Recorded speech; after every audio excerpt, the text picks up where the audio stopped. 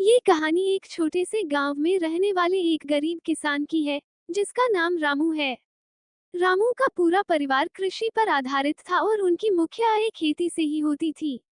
वे एक छोटे से खेत में जैविक खेती करते थे और उन्हें खेती में विशेष रुचि थी।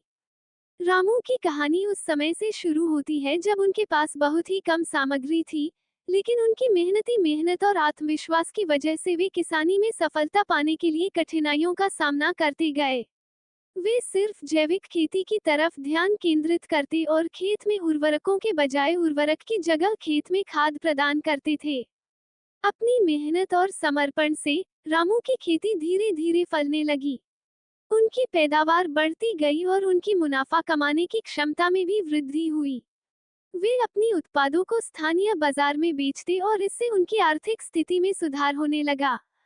रामू की सफलता उनके परिश्रम, संघर्ष और सहनशीलता की कहानी है। उन्होंने कभी हार नहीं मानी और हमेशा आगे बढ़ने का प्रयास किया। उनकी कहानी गांव के लोगों के लिए प्रेरणा स्रोत बनी और उन्होंने दिखाया कि छोटे सपनों को हकीकत में बदलने का सबसे महत्वपूर्ण कदम है मेहनत और संघर्ष।